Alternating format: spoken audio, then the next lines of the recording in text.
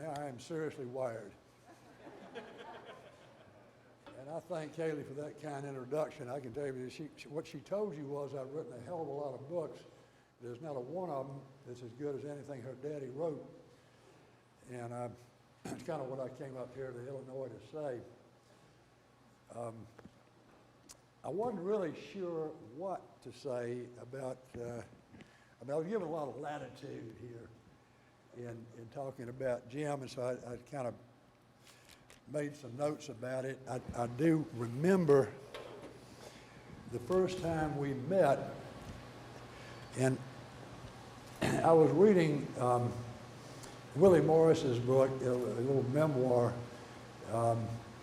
about Jim after he passed away, and in it, just to refresh my memory, I was thinking, well, what was this going to jog? And I came across a paragraph where he had quoted a very fine editor who was a friend of us all, Ross Claiborne, who said that Jim didn't make friends, I don't know whether he said instantly or very quickly or something like that. And I like to think that I'm a little bit of an exception because the first time that I met Jim, I distinctly remember that we shook hands, and this would have been about 1975, I guess, just after they moved back, and I shook hands, and he said, well, how do you do? He looked at me and he said, well, you're a big asshole, aren't you? And it took me a minute or two to understand that the word asshole to Jim was a term of endearment. And that his language, which was, I think, personally designed to horrify any high school English teacher, was really just his way of saying screw you to the world and imitating what I guess was the harmless Billingsgate of the soldiers that he had known back in the late 30s and early 40s.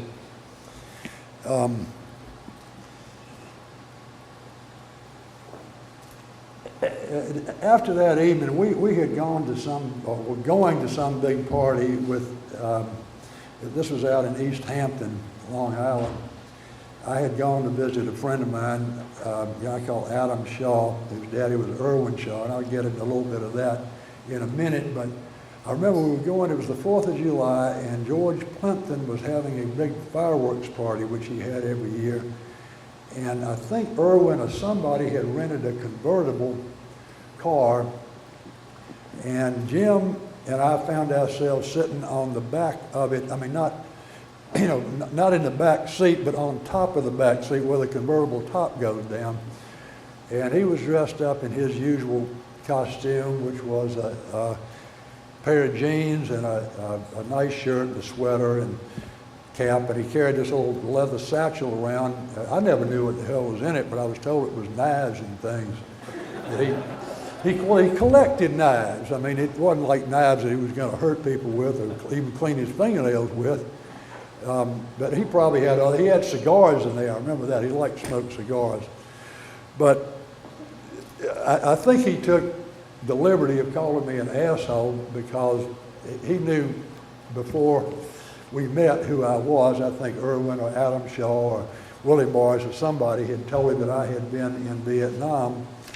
And so he kind of knew a little bit about who I was. And he was interested in that because he had not too long before that gotten back from there and written a very fine book called Viet Journal, which was a nonfiction book on his take on the war in Vietnam.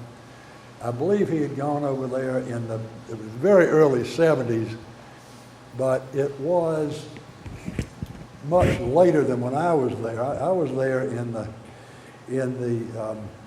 late 60s, 1966 and 67, when, I mean, the war was a worse war then, but the morale of the troops was a lot better because we were old line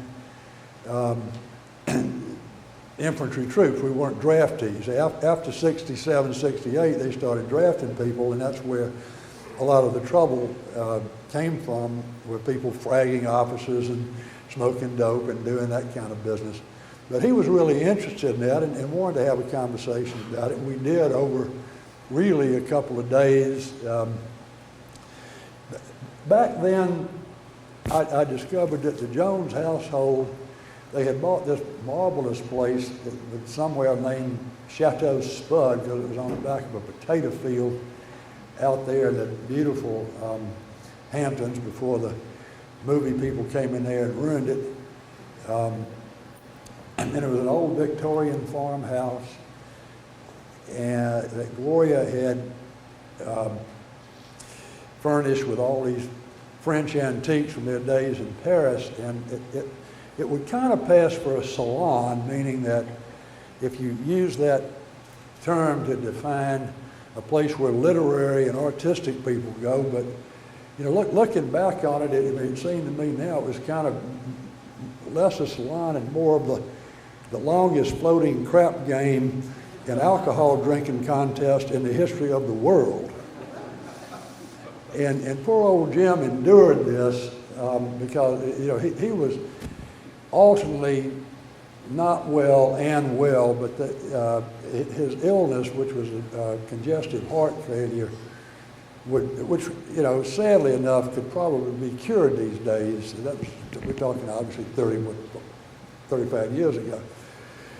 But he endured it with good and patient pleasure. He used to love to, in the evenings after he finished his work, get up in this little pulpit which the Jones family had brought back from France. It was an old church pulpit that I guess used to hang on the wall when one of the priests got up and said his deal. And they'd used it for a bar. And it was great because it had little shelves in there with all the liquor and everything. I guess they kept the prayer books and Bibles and stuff back there, and when it was used for what it was built for.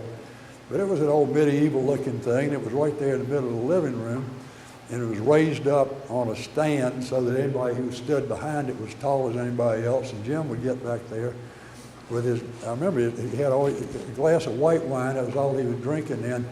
And he'd almost always had the New York Times crossword puzzle he was trying to finish over the stupid din and racket of all of us crazy drunks and misbegotten people. And he would sort of look down and do the crossword puzzle with all this racket going on, take a sip of wine, and he'd get into the conversation, but then go back to the crossword puzzle. And so there wasn't a whole lot of sensible conversation that came out of those evenings, but it sure was a lot of fun. I ain't sticking my notes, y'all have to forgive me. Anyway, the way that I got to meet Jim was that he'd been a literary hero of mine long before I ever met him. And really because of the first movie they did of The Thin Red Line, which got me interested in all of his books. Now, I know that the critics slammed that movie, and I think unfairly so. I watched it again not too long ago because I ordered it. And it is probably the most realistic combat movie, and probably one of the best combat movies ever to come out, ever be done. I'm including All Quiet on the Western Front and 12 O'Clock High, and In Which We Serve. The Thin Red Line stands up to that. Now, I know Jim didn't like it, but I don't blame him. Maybe they took liberties with some of his language in there, and they may have screwed something up. But when I watched it, I was a senior in college in ROTC, and this would be 1965, and it came out that year.